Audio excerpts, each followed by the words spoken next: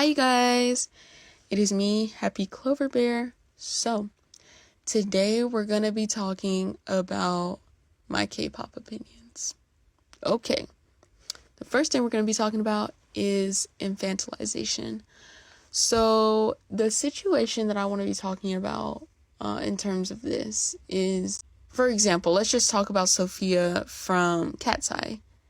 So people are talking about her nose job. Oh, and people are also talking about Illit's veneers, right? And people are saying that Hybe forced them to do these things, right? But at the end of the day, they are literally adults. They don't have to do anything that they don't want to do, especially when it comes to the alteration of your body. A nose job is permanent. That's something that can't really be undone. And also people keep blaming the company. Now, I'm not saying that Hybe didn't pressure them or ask them to do these things. They probably did, honestly, because they know that if their idols look a certain way, they're going to probably be more successful. Unfortunately, that's how the industry works. But at the end of the day, nobody's holding a gun to your head forcing you to do these things. And that's the other thing I don't like. I know that in their contracts and stuff, they're kind of locked in. But at the end of the day, I can't remember which K-pop group it was. I feel like it was EXO. I don't remember. There was this one group under SM, and they weren't being treated properly, and they had to go through a legal process, but they were able to break their contract. If you don't, I don't know, I feel like this is just the type of person I am. If I don't like something, I'm gonna leave. I'm not gonna stick around and deal with that. So the next thing I want to talk about is racism in the K-pop industry, because there's a lot of this, and I know people are very divided on their opinion of cultural appropriation. I know a lot of other countries don't care about it as much, but it's a really big thing in America. And I just want to say I'm really satisfied with the treatment of Kiss of Life. The way that people treated them, I don't like that they got hate and death threats and stuff. That's not really cool, and that's not necessary. But I love that people held them accountable. And this is really a sign to me that the K-pop industry, in terms of fans and how they treat idols, is definitely changing. And so many idols for so many years have been able to get away with racism. J Park, Jessie, Wendy from Red Velvet. And there has been so much insensitivity and microaggressive ideas.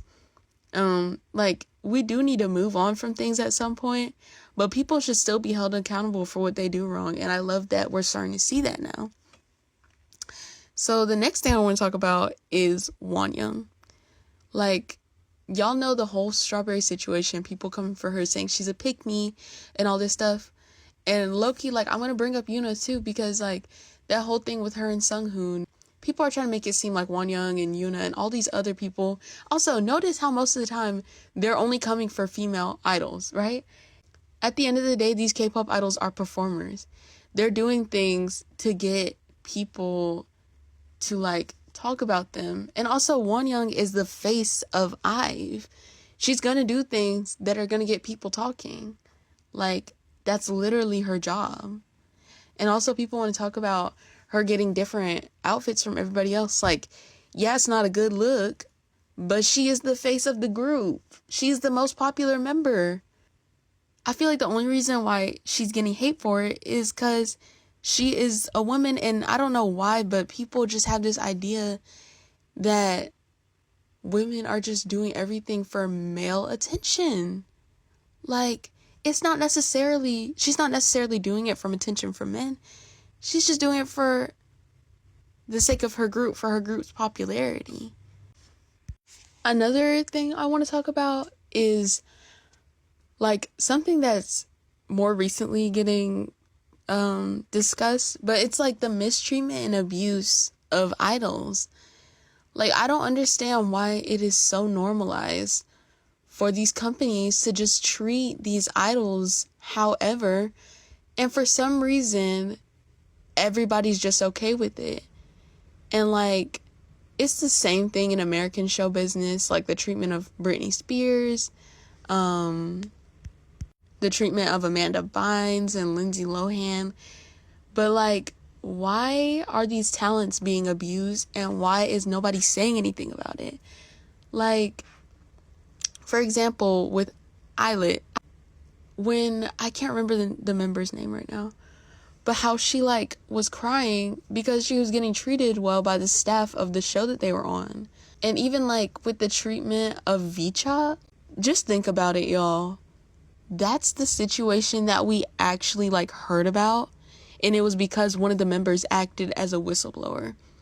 Imagine how many groups that same type of stuff is happening to, people also under JYP, and they just haven't come out about it because of their contracts, because they don't want to risk their career, because of this, that, and the other. Like, I don't know, y'all are acting, a lot of people, not y'all, a lot of people are acting like this is rare, like, oh, I can't believe JYP did this. It's probably happening to Twice. It's probably happening to ITZY. It's probably happening to Red Velvet. It probably happened to EXO. It's happened to all of these groups. It's nothing new. We're just hearing about it now. And also, I don't know why nobody's talking about this. Why is Twice getting overworked, bruh? They have a comeback every 6 months. I love the music. I love to hear it. But there's no way that's healthy for those girls. They're constantly having concerts and tours and stuff. Like, when do they get a break? And that's why, like, all these American girls, and, you know, obviously there's Korean, all different types of people who want to be idols too. But, like, y'all need to consider how terrible it is to be a K-pop idol. Like, it does not seem like a fun thing to do at all. And at the end of the day, it's a job. Jobs can be fun, but being a K-pop idol is not a fun job. Like, you're constantly being pressured to do stuff. You deal with a lot of mental health problems, like eating disorders and depression. And you constantly have people talking about your body, which fuels the eating disorders. Your company is telling you that your body should look a different way, which will fuel the eating disorder. And then you get mistreated, you get abused. What else? Like, fan culture and toxicity. American fans are toxic too, but those Korean fans, they are brutal. Like, they think that their idols belong to them, and it's disgusting. I don't know why that's so normalized over there, honestly. And then the fan and idol relationships, parasocial relationship, y'all do not know these idols. It's just disgusting. Like, I'm thinking about, like, I did used to read fan fiction, like BTS fan fiction, and then I realized these are real people, and we're writing about them like they're characters.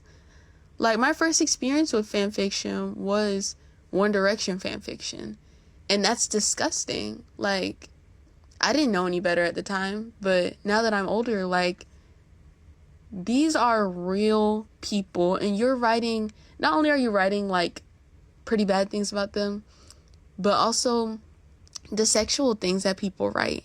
Like, the Jungkook FF1 shots. Like, my mafia husband goes rough on me. Like, what? Like, these are real people, and you're writing disgusting things about them. Do you not think about the fact that they might read these, that maybe they're uncomfortable with that? And the thing is, they have no say, because if they come out and say, hey, can y'all please stop like writing fan fiction about me, they're probably gonna get hate and death threats. I don't like it. Oh, back to infantilization.